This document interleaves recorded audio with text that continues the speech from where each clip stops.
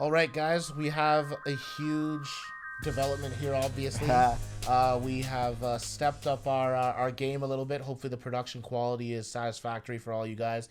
We wanted to bring you guys a little bit of a different flavor. We wanted That's to right. give. I mean, we got this green screen behind us, so I'm pretty excited about this. We love this, and hopefully, you guys can let us know kind of different stuff you want to see us do. We're gonna be trying to expand on the types of content that we put on for you guys, but without further ado, let's just get right into it. Yeah, I let's get mean, into it, big man. weekend in the UFC just now. Yep. We are going to talk about UFC 242 that's on Saturday, but I think the best way we can start this off actually is talk about what just happened. Sure. Let's talk about Weili Zhang and her victory this weekend, capturing, I should say, the women's strawweight championship. Yeah. I think we have our Shevchenko Nunes level of champion dominance that we're going to be seeing. That's just my early prediction. But the prediction that we did make was that she would win this fight, and boy, did she win this fight. Yeah, no, beautiful. It couldn't be more convincing first round knockout. Like, honestly, I mean, I didn't watch the fight live, if I have to be honest. I watched it later on, watched the highlights. It was crazy. She looked so dominant and just, I mean, exposed and trashed for like just kind of being lucky to be the champion. Honestly, this is the thing is.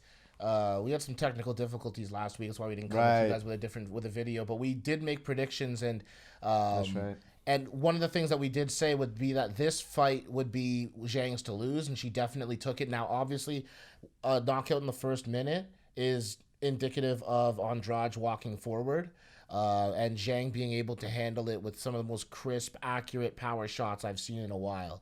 No, She's dangerous. you were saying that perhaps Sanjay underestimated Zhang and she just didn't take her seriously, which is, I mean, we saw that it was a huge mistake. Uh, 100%. do you actually think she was a little, she came in like, oh, I got this in the bag? I think Weili Zhang was just too good and is just too good for her. I mean, like, even if Andrade wasn't underestimating, I think that there's nothing she could have done, like, to change what was happening in the outcome of that fight. Now, obviously, if she played it a little bit like played the longer game, now you're every second that goes by, you're getting more and more tired, which makes it you're less and less dangerous, right? Yeah. So she came out like a bat out of hell, but she was facing somebody who's too accurate. Now, Weili obviously becomes, in doing so, the first Asian champion in the UFC history, is obviously the first in China. That is a huge accomplishment, and there's also another angle to it from a business perspective when you look at one championship and their stranglehold over Asian MMA, That's right. and now you have the best Asian fighter in the world on UFC. Yeah. So that could also change the balance of power in that way. We all know Dana White was most likely happy after that win because it opens up a whole new market for him. We all know he's been, is it built yet? I don't know, the Performance The Institute. PIs, yeah. They're building three of them in China, and this couldn't have been better timing than with Wei Li coming up. Like, she's spearheading that, and that's going to be an amazing opportunity. He said after the fight that multiple companies were already reaching out to him, like, instantly. So, Imagine that. They're like, wow, this is a whole new sport. I think people in China would love it. I don't doubt that. So I think there's the culture. We all know there's the culture for martial arts in China. I mhm. mean, it all kind of started there and stuff. So, hey, I think we're gonna see a lot more Weili Zhangs in the future. 100%. I'm super excited for some reason. Like, I'm really really excited to see a fresh face as a champion, especially someone from Asian descent. You see all these stereotypes about martial arts coming from the East and Eastern world and all this stuff. It's about time someone just comes and says, "Yo, look, like, we're dominant. We're here, and we're here to take over, not just to Yeah, participate." Conor McGregor style. You look at how Nigeria is stepping up their game and everything. absolutely. This is becoming an international game, and with that becomes a deeper pool of talent and even better and better fights. You look at some of these divisions, and you really have a lot to be excited about, specifically in that strawweight division, because let's not forget about Tatiana Suarez, a pressure wrestler that's also going to be contending, probably deserves the next bout.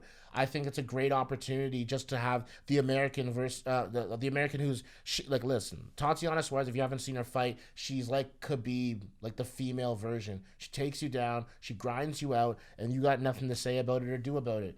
And what the main thing that I want to see here is what someone like a Zhang can do against someone who comes with a completely different style, which is pressure wrestling. This isn't Andrade coming in trying to knock your head off. Yeah, with hooks. I still am a little skeptical how, well Tatiana would do against Weili in terms of being able to take her down, because I think Weili is just very, So very strong. tough, and it's probably very hard to take down, Right. But yeah, that'll be a fight I would like to see. I would be curious. And then we looked at the division and all that stuff. Maybe Joanna could be a fight in the Right. in the near future on her way to the build up to actually fight.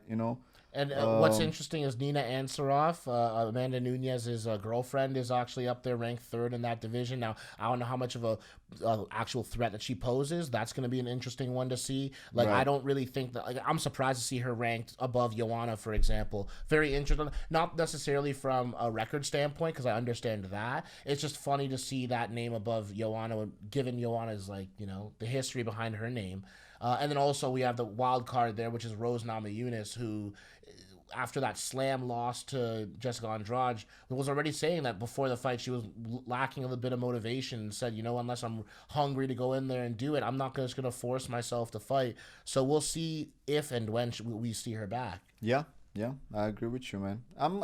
There's not too much. We already reiterated that, but there's not too much to look forward to in the women's division right now after the whole Holy Home fighting a bunch of the superstars, and we're seeing a lot of those matchups already. So I'm looking forward to seeing those new faces step up. Weilizhang definitely is becoming one of my favorites, though. 100%. I'm excited to see what she does.